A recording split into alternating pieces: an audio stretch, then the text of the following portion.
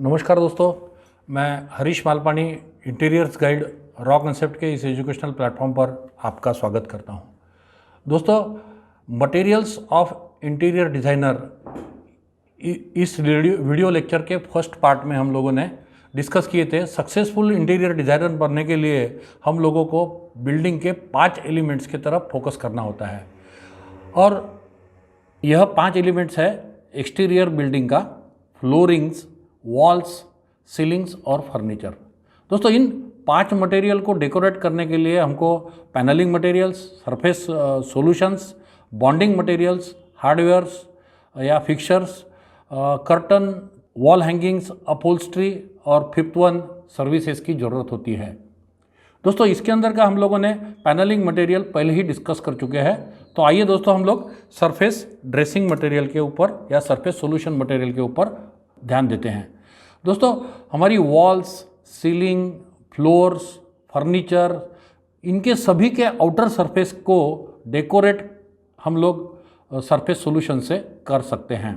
हमारे एप्लीकेशन की need, colour का प्रोटोकॉल और क्लाइंट की चॉइस के हिसाब से हम लोग कलर, फिगर्स या हम लोग बोलेंगे टेक्सचर, इसका सिलेक्शन हम लोग करते हैं।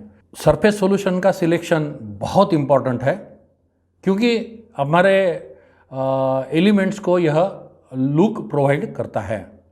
सरफेस सॉल्यूशन सिर्फ डेकोरेट ही नहीं करता बल्कि एटमॉस्फेरिक एक्शन से हमारे एलिमेंट्स को बचाता भी है, जैसे यूवी रेस से या मॉइस्चर से या हॉट एंड कोल्ड से या हमारे डे टू डे यूज़ होने वाले क्लीनिंग केमिकल से भी हम हमारे एलिमेंट का प्रोटेक्शन करता है।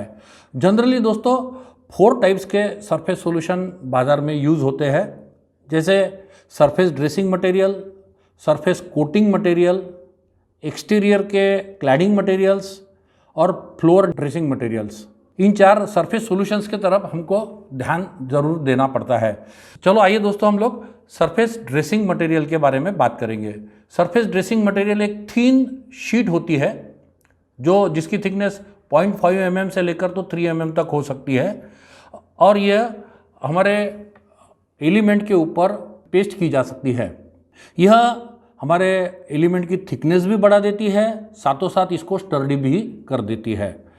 दोस्तों, यह सरफेस ड्रेसिंग मटेरियल 4 टाइप्स के हैं, जिसके अंदर पहला तो लैमिनेट्स, सेकेंड वन विनियर्स मतलब would veneers, third one wallpapers और कोरियन बोले तो एक्रिलिक सॉलिड सरफेस। ये 4 मटेरियल सरफेस ड्रेसिंग मटेरियल के तौर पर हमारे सरफेस सॉल्यूशन इंडस्ट्री में यूज़ होते हैं। आइए दोस्तों, हम लोग लैमिनेट्स के बारे में बात करेंगे। लैमिनेट को हम लोग सनमाइका भी किस एरिया में कहा जाता है, किस एरिया में इसको डेकोलम बोलते हैं, कहीं इसको फोरमाइका बोलते हैं। ये तीनों भी ब्रांड नेम है और ब्रांड नेम के हिसाब से इसको कई एरियाज़ में जाना जाता है, परंतु इसका टेक्निकल नेम डेकोरेटिव लैमिनेट्स है। ये 2 टाइप्स के होते हैं, एक तो पेपर बेस्ड डेकोरेटिव लैमिनेट होती है या पॉलीमर बेस्ड डेकोरेटिव लैमिनेट्स होती है। पॉलीमर बेस्ड में एक्रिलिक या पीवीसी बेस्ड लैमिनेट हो सकती है, किंतु यह बहुत कम क्वांटम में चलती है। इसके मतलब यूज़ अभी मार्केट में होना जस्ट शुरू हुआ है, परंतु पेपर बेस्ड लैमिनेट जो है उसका यूज़ कई ज़माने से हमारे इंडस्ट्री में होते आ रहा है। पेपर बेस्ड लैमिनेटेड कंज्यूमर में अप्रिशिएट होती है क्योंकि ये वाइप क्लीन होती है। बोले तो हम लोग इसको गीले कपड़े से हम इसको हमारे एलिमेंट को पोंछ सकते हैं। और इसके बाद दोस्तों, ये बनती कैसी है, ये इसके कॉन्स्टिट्यूएंट क्या है, इसके बारे में मैं आपको बताता हूँ। इसका मेन कॉन्स्टिट्यूएंट है क्राफ्ट पेपर और डिज़ाइन पेपर। इन दोनों को टेक्सचरल प्लेट की इफेक्ट देते हुए कुछ बॉन्डिंग मटेरियल से इसको बॉन्ड किया जाता है और इसके ऊपर बहुत सारे टेक्सचरल इफेक्ट दे सकते हैं, जैसे मैट दे सकते हैं, ग्लॉसी इफेक्ट दे सकते हैं या टेक्सचरल इफेक्ट कोई अब्स्ट्रैक्ट वगैरह ऐसा कुछ भी हम लोग इसके ऊपर बना सकते हैं। तो दोस्तों, आइए हम लोग सेकंड मटेरियल की तरफ बढ़ते हैं। सेकंड मटेरियल है वुड विनियर। यह नेचुरल मटेरियल है, यह हमारे एलिमेंट को एकदम नेचुरल लुक प्रोवाइड करता है। दोस्तों, आपको पता ही है हमारी थंब का इंप्रेशन किसी का भी एक जैसा नहीं होता है। हमारे चेहरे या हमारे फेस कहीं पे भी कभी भी रिपीट नहीं होते हैं। ऊपर वाला हमारा जो भगवान या हम गॉड बोलेंगे वो बहुत बड़ा कलाकार है, हर जगह उसने डिफरेंट बनाया है। सेम उसी तरह हमारे वुड के अंदर भी हम ट्रीज, जो वुड की ट्री होती है उसको कट करने के बाद में हम जब वुड लॉक्स को कट करते हैं उसके टेक्सचर या फिगर्स अलग अलग हमारे चेहरों की तरह ही होती है। एक ही वुड के अंदर से हम लोग उसको डिफरेंट टाइप से कट करके अलग अलग वुड ग्रेन्स निकाल सकते हैं। तो दोस्तों यह मटेरियल बाज़ार में लंबे अरसे से हमारे मार्केट में अवेलेबल है और इसको हमको मेंटेनेंस भी करने पड़ता है। 3 to 4 ईयर्स के बाद में इसकी कंटिन्यूसली पॉलिश करने पड़ती है, किंतु पॉलिश करने के बाद में एकदम नया सा इसका लुक दिखने से कई लोग इसको अप्रिशिएट करते हैं। दोस्तों हम लोग तीसरे मटेरियल की तरफ बढ़ते हैं। तीसरा मटेरियल है वॉलपेपर। वॉलपेपर एक ज़माने के अंदर सिर्फ प्लेन पेपर के ऊपर सिर्फ प्रिंटिंग करके वॉलपेपर लगाया जाता था, किंतु अभी एडवांस टेक्नोलॉजी के कारण पॉलीमर और पेपर का कॉम्बिनेशन करके उसके अंदर कुछ फोमिंग एजेंट डाल के उसके वॉलपेपर बनाए जा रहे हैं और इसके ऊपर हम लोग टेक्सचरल इफेक्ट भी दे सकते हैं और यह पीवीसी का मटेरियल यूज़ करने के कारण वाटरप्रूफ या वाटर रेजिस्टेंट भी हो जाता है। हमारे वॉल्स को, हमारे फर्नीचर को कहीं हाईलाइट करना है तो वॉलपेपर का आज हमारे इंडस्ट्री में बहुत बड़े लेवल पे यूज़ होता है। इसके अंदर दोस्तों बहुत सारी डिज़ाइंस, कलर्स अवेलेबल है, जैसे वुड के टोन्स दिए हैं, कहीं स्टोन के इफेक्ट्स दिए हैं, ब्रिक्स के इफेक्ट्स में है, फ्लावर्स के इफेक्ट्स में है। इसके अंदर डिफरेंट कलर कॉम्बिनेशन हमारे इंटीरियर को कॉन्ट्रास्ट करने के हिसाब से या सिमिलर करने के हिसाब से हम इसके अंदर चॉइस कर सकते हैं। यह मटेरियल एकदम 1 डे रिनोवेशन टाइप का है। आप इसको 100 या 200 स्क्वायर फुट हमको पेस्ट करना है तो 2 या 3 घंटे के अंदर हम लोग इसको पेस्ट कर सकते हैं। आइए दोस्तों हम लोग फोर्थ मटेरियल के बारे में बात करेंगे। फोर्थ मटेरियल बोले तो कोरियन यह एक कोरिया से आया हुआ मटेरियल होने से इसको कोरियन बोला जाता है, किंतु इसका टेक्निकल नेम है एक्रिलिक सॉलिड सरफेस। यह मटेरियल 6 mm से लेकर तो 12 mm थिकनेस तक बाज़ार में अवेलेबल होता है। फिर किंतु सरफेस ड्रेसिंग के लिए 6 mm का मटेरियल बाज़ार में यूज़ होता है। जनरली यह टेबल टॉप्स के ऊपर सीमलेस टेबल टॉप बनाने के लिए इसका यूज कर सकते हैं हम लोग। सीमलेस बोले तो जहाँ पे जॉइंट आपको दिखाई नहीं पड़ेंगे, एक मोनोलिथिक आपको टेबल टॉप दिखाई देगा इसके अंदर से दोस्तों हम लोग लाइन भी पास कर सकते हैं, इसके अंदर हम कार्विंग भी कर सकते हैं। तो यह मल्टीपल एरियाज में इसका एप्लीकेशन है। यह कोरियन अभी बाज़ार में धीरे धीरे अपनी ग्रिप बढ़ा रहा है। जनरली शॉप्स के काउंटर टॉप्स या स्टडी टेबल के काउंटर टॉप्स के इसके ऊपर व्हाइट कलर का इस्तेमाल बहुत बड़े लेवल पे किया जाता है। आइए दोस्तों हम लोग इसके बाद में बढ़ते हैं सरफेस कोटिंग मटेरियल के ऊपर। हम लोगों ने पहले अभी तक सरफेस ड्रेसिंग मटेरियल के बारे में बात की थी, अब हम लोग सरफेस कोटिंग मटेरियल के बारे में बात करेंगे। सरफेस कोटिंग मटेरियल में 5 मटेरियल जनरली इस्तेमाल होते हैं। एक तो पहला बोले तो paint, second one polish, third one membraning, fourth one resin coating और फिफ्थ वन है पाउडर कोटिंग। इसके अंदर का हम लोग अब सबसे पहले पेंट के बारे में बात करते हैं। दोस्तों पेंट का सिलेक्शन हम लोग कौन से सरफेस के ऊपर इसको अप्लाई कर रहे हैं उसके ऊपर डिपेंड होता है। जैसा हम लोग अगर प्लास्टर पे अप्लाई कर रहे हैं तो उसको डिफरेंट मटेरियल लगता है, मेटल के लिए कुछ अलग मटेरियल लगता है, वुड के ऊपर कुछ अलग मटेरियल लगता है। एक्सटीरियर में हमको करना है तो यूवी रेस से और वाटर प्रूफिंग से, एटमॉस्फेयर से बचने के हिसाब से हमको मटेरियल की या पेंट की चॉइस करनी पड़ती है। इंटीरियर के लिए हम अलग टेक्सचरल वाला भी मटेरियल यूज़ कर सकते हैं। एटमॉस्फेरिक कंडीशन देखते हुए, इन शॉर्ट हम लोग बोलेंगे एटमॉस्फेरिक कंडीशन देखते हुए हम लोगों को इसका सिलेक्शन करने पड़ता है।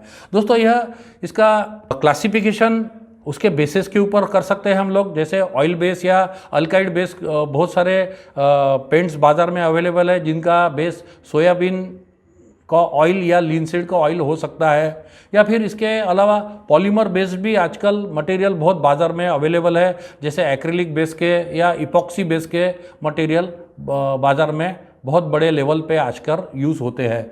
इसके अलावा इसके अंदर हम लोग कुछ एडिटिव्स यूज़ करके इसकी प्रॉपर्टीज़ इन्हांस कर सकते हैं, जैसे फायर रिटार्डेंट हम पेंट बना सकते हैं, एंटी करोजिव पेंट बना सकते हैं, या हीट रेजिस्टेंट पेंट भी हम बना सकते हैं।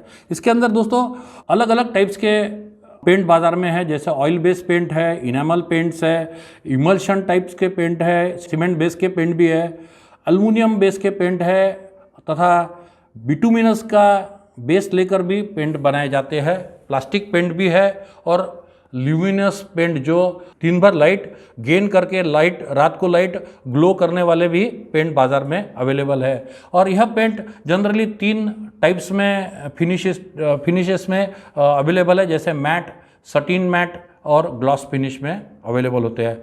दोस्तों इसके बारे में बाद में हम लोग पॉलिश की तरफ बढ़ेंगे। पेंट के जैसे ही पॉलिश भी सरफेस को प्रोटेक्ट करता है, किंतु यह generally transparent protective layer apply किया जाता है हमारे वुड्स के ऊपर जनरली। और यह हमारे वुड की नेचुरल ग्रेन्स जो होती है, उनके जो कलर टोन्स होते हैं, उसको ये पर्टिकुलरली हाईलाइट करता है।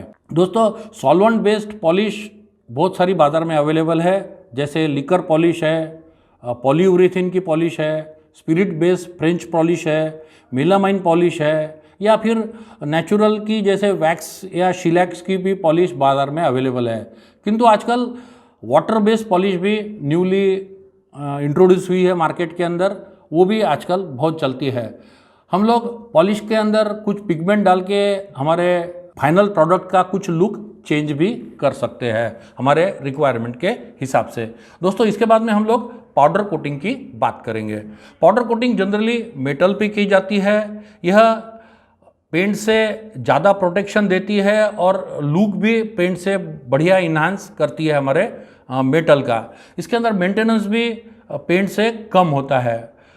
यह पाउडर थर्मोप्लास्टिक या थर्मोसेटिंग प्लास्टिक की होती है और इसको इलेक्ट्रोस्टैटिकली हमारे ऑब्जेक्ट के ऊपर हम अप्लाई करके इसको हीट के अंदर या यूवी रेस से हम लोग इसको क्योर कर सकते हैं। यह इंटीरियर इंडस्ट्री में बहुत जगह इस्तेमाल की जा सकती है, जैसे हार्डवेयर के ऊपर भी हम लोग इसकी पाउडर कोटिंग करते हैं। मेटल के फर्नीचर जनरली पाउडर कोटेड ही होते हैं। हमारी जो रेलिंग होती है, जो वुड तुम्हारे मेटल की होती है, उसको भी हम लोग पाउडर कोटिंग कर सकते हैं। लैम्प्स के कवर्स, डेकोरेटिव बहुत सारी आइटम होती है जिसके ऊपर भी हम लोग पाउडर कोटिंग करती है। और मेटल के या हम लोग बोलेंगे MS पाइप जो होते हैं, उसके ऊपर भी पाउडर कोटिंग का इस्तेमाल आजकल बहुत बड़े लेवल पे होता है। दोस्तों इसके बाद में हम लोग अब मेम्ब्रेनिंग की तरफ बढ़ेंगे। मेम्ब्रेनिंग बोले तो एक फिल्म सरफेस पे फिक्स या पेस्ट कर देना बोले तो मेम्ब्रेनिंग होता है। जनरली पॉलीमर जैसे PVC की मेम्ब्रेनिंग जनरली बाज़ार में हुआ करती है। डोर्स के ऊपर पर्टिकुलरली या हमारे किचन के आउटर सरफेस के ऊपर यह मेम्ब्रेनिंग का यूज़ बहुत बड़े लेवल पर PVC का होता है। दोस्तों जैसे किचन ट्रॉली का फ्रंट का सरफेस है, इसके अंदर हम मेम्ब्रेनिंग ज़्यादा करके करते हैं। ये मेम्ब्रेनिंग की एक खासियत है, हम लोग राउटिंग करने के बाद में इसके ऊपर हमारा PVC का पतला फिल्म अप्लाई कर सकते हैं।